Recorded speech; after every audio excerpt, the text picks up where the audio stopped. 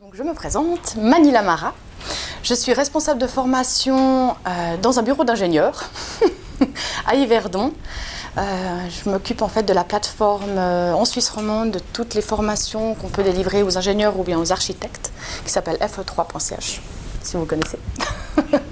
Voilà. Et parallèlement à ça, je fais partie de l'ARFOR, de l'ARFormation, donc de la commission, où je m'occupe de cette formation qui est en tant que coordinateur de formation. Donc on a réfléchi, on est en train de la mettre en place, et puis le but c'est de vous faire envie et de pouvoir peut-être y participer. Pourquoi donc proposer cette formation? Comme l'a expliqué Jean-Pierre, il y a eu ça fait 2 ans où il essaie de voir pourquoi, comment est-ce qu'on remet en place cette formation, qui en fait existait déjà il y a quelques années sous un autre nom. Et puis comme il disait, il n'y avait pas assez de personnes, donc on l'a annulé. Et puis pour ce faire, pour essayer de voir si vraiment il y avait le besoin de cette formation, on a envoyé en été 2017 un sondage à différents membres de l'ARFOR qui était composé de RH, de superviseurs de formation, de formateurs, afin de savoir s'il y avait vraiment l'utilité. Et donc là, on a fait un peu un condensé des questions qu'on a pu poser et les informations qui sont ressorties de ce sondage, qui sont par exemple, cette fonction est-elle formalisée dans votre entreprise?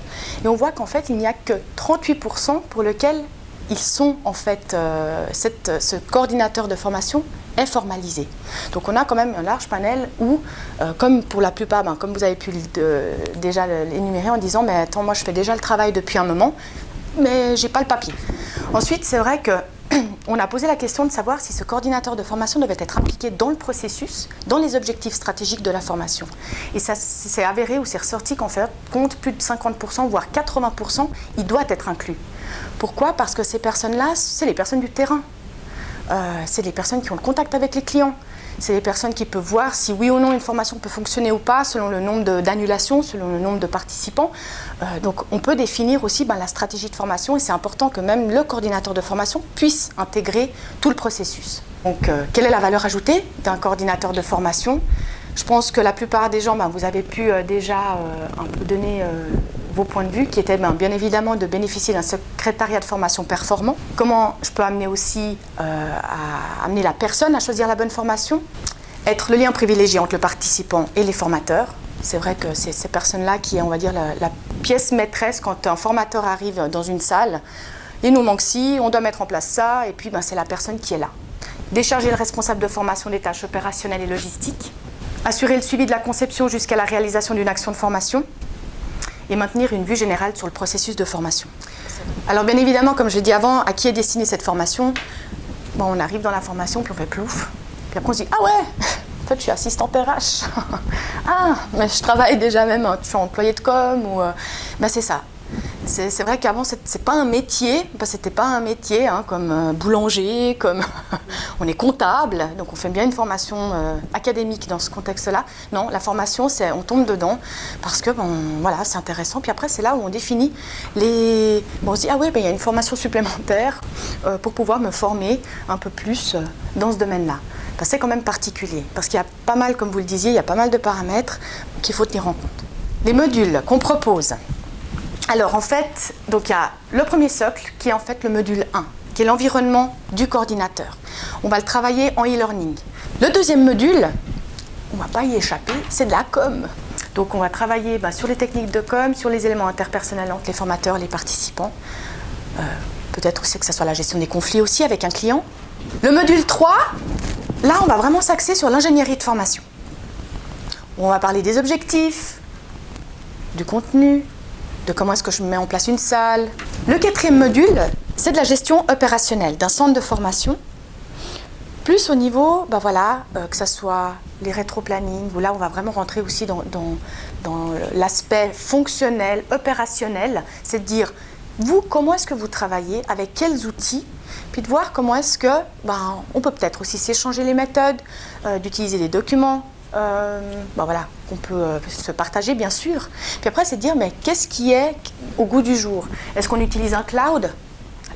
Et puis, comment est-ce que je gère mon secrétariat, la plateforme au niveau du client, avec mes collègues. Donc, d'organiser au mieux tout le département, on va dire, de la formation. Et puis, le dernier module, alors ce qui n'est pas vraiment un module, mais c'est votre travail. C'est le travail personnel qu'on demande à chacun de nous rendre. Et c'est un travail, c'est d'identifier la problématique dans votre environnement. C'est de vraiment dire, par rapport à tout ce que j'ai vu dans le e-learning, dans les 3 jours en présentiel, comment est-ce que je peux le mettre en pratique? D'amener d'autres solutions. Mais pareil, d'avoir les arguments pour pouvoir changer. Oui. Et puis, pour finir tous les modules, on va travailler à partir du module 2 jusqu'à, on va dire, la consolidation avec un outil, si vous connaissez, c'est Moodle, qui est en fait une plateforme informatique où il y a un forum où on peut gérer tout ce qui est les participants, la gestion des absences, on peut s'échanger des messages, où c'est à l'air du temps, comme aujourd'hui. C'est une plateforme qui est assez facile d'emploi, donc c'est cool. Nous sommes 2. Alors en fait, moi-même, je vais vous accompagner tout au long du processus. Et puis, ma collègue Jennifer Schnevely, qui en fait, elle a mis en place le module de e-learning. Elle est formatrice e-learning. Et en fait, m'accompagnera lors de la 4e journée, enfin de la 3e journée en présentiel, pardon, pour pouvoir être là aussi pour tout ce qui est les outils informatiques, tout ce qui est un peu la digitalisation. Quand est-ce que cette formation va débuter?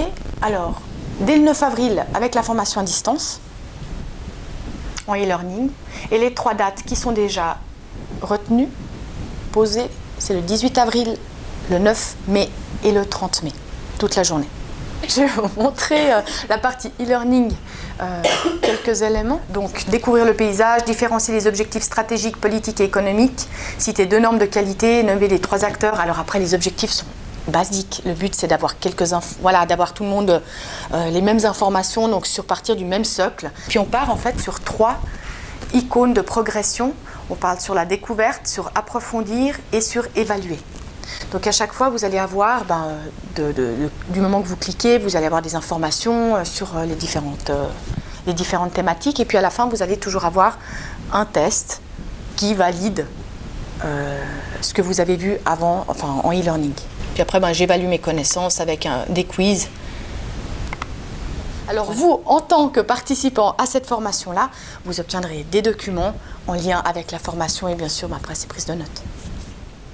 Qui dit formation dit coût. Pour les membres de l'ARFOR, donc il y a un prix préférentiel qui est de 2 490 francs. Et puis pour les non-membres, elle est de 2 950 francs.